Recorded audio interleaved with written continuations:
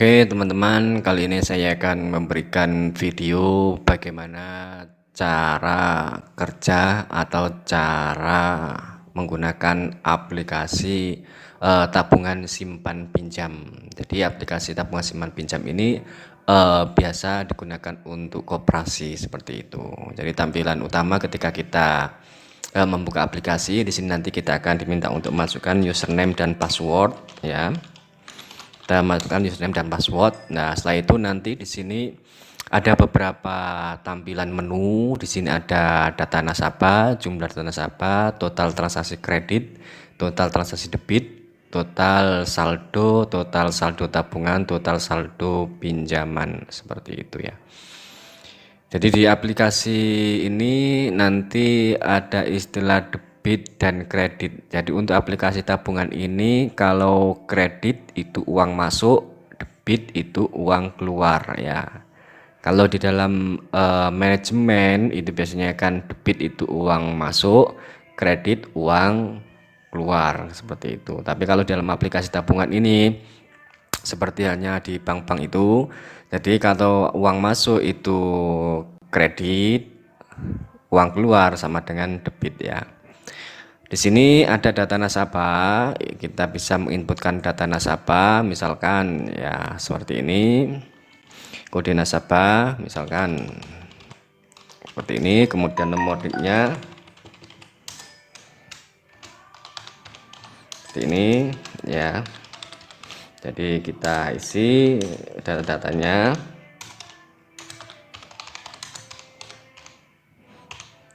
Kemudian ini jenis tabungan, karena untuk tabungan ini ada beberapa jenis tabungan A, B, C. Kita bisa menambahkan jenisnya di sini nanti. Kemudian misalkan kita pilih jenis tabungan A.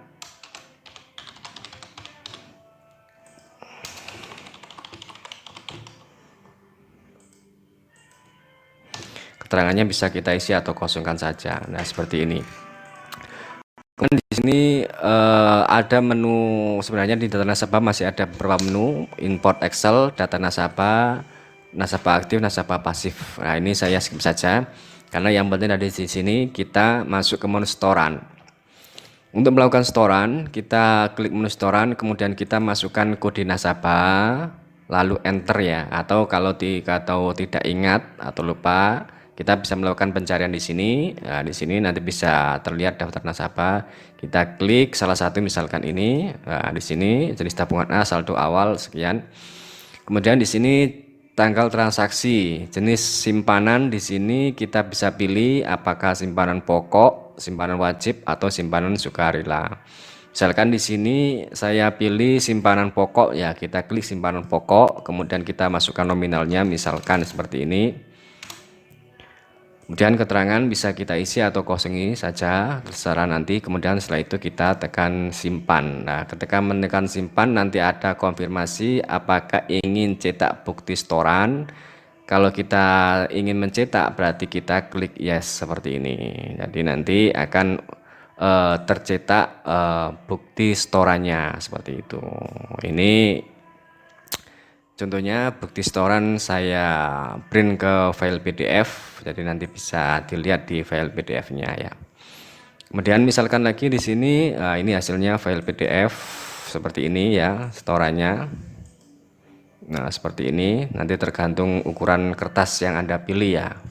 Jadi ini ukuran kertasnya memang ukuran kertas kecil. Kalau nanti ingin ukuran kertas besar, berarti nanti bisa Anda setting di menu setting. Ya, menu setting di sini ya, ukuran kertasnya nanti.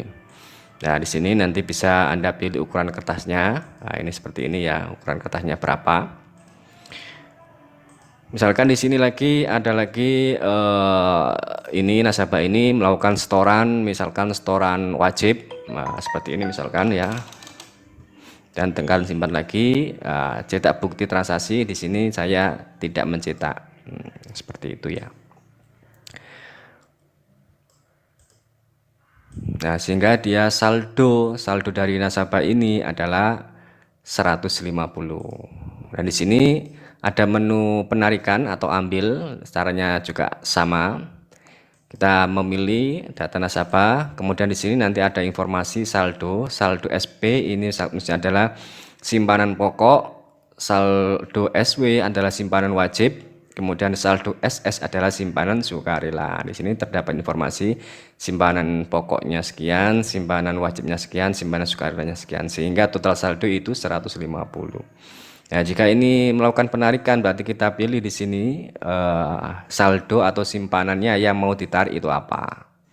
Penarikan dari simpanan apa yang ingin ditarik. Misalkan kalau ingin penarikan itu simpanan pokok, berarti kita pilih di sini simpanan pokok. Misalkan dia melakukan penarikan sebesar 10.000. Di sini keterangan bisa kita isi, bisa kita kosongkan. Kemudian klik tombol simpan. Apakah ingin cetak bukti? Di sini kalau ingin cetak bukti ya kita pilih yes, kalau tidak ya kita pilih no. Sehingga saldonya adalah 140 karena sudah diambil 10.000 seperti itu ya. Kemudian di sini ada mutasi. Di sini kita bisa tampilkan mutasi. Jadi mutasi ini adalah mutasi secara keseluruhan semua nasabah. Nah, seperti ini. Di saldo awal, jadi mutasi ini adalah mutasi untuk kita sebagai admin ya, yang akan menampilkan semua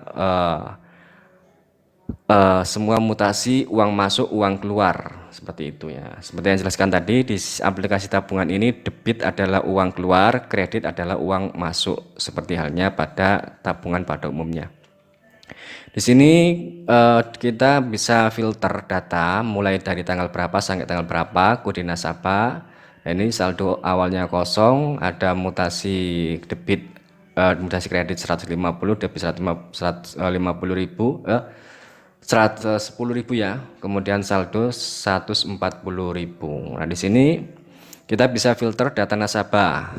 Misalkan kode nasabahnya kode ini, di sini kode ini, seperti itu. Jadi kita bisa pilih kode nasabah. Di sini bisa kita cetak datanya. Nanti kalau kita cetak seperti ini, laporan data mutasi, sehingga di sini bisa terlihat jumlah akhir dari saldo tersebut sesuai dengan data yang kita inginkan atau data yang kita filter ya. Di sini bisa kita cetak bukti detailnya. Misalkan kita ingin melihat detailnya, klik detail. Di sini ada nomor transaksi sekian, tanggal sekian, waktu di sistem sekian, kode nasabah, nama, jenis transaksi, simpanan pokok, status kredit. Nah, kredit itu uang masuk ya di sini. Kemudian nominalnya 0. Kemudian di sini keterangan admin seperti itu. Kemudian bisa kita juga detail lagi. Nah, seperti ini nominalnya sekian. Kemudian di sini ada buku tabungan. Jadi bisa data mutasi atau setoran nasabah itu nanti bisa dicetak di buku tabungan seperti pada bank-bank pada umumnya, seperti itu ya. Nanti ada video tersendiri bagaimana cara cetak di buku tabungan ini dan juga setting konfigurasi pada buku tabungan itu ya. Kemudian di sini juga ada pinjaman. Jadi misalkan nanti kita melayani pinjaman untuk nasabah, berarti bisa kita klik kode nasabah seperti ini, kemudian nominal peminjamannya berapa, seperti ini misalkan ya, dan keterangan, kemudian simpan seperti itu. Kemudian di sini ada pembayaran, misalkan seperti ini. Nomor transaksi sekian, sebenarnya nominal angsuran, nah sekian. Nah sini nanti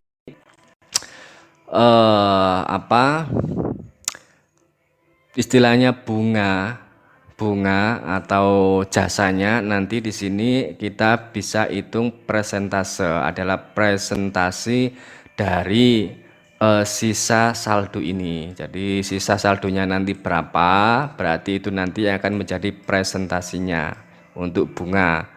Jadi misalkan sisa saldonya 1 juta, berarti 1 juta dari 2,5%, nanti hitungnya seperti ini ya.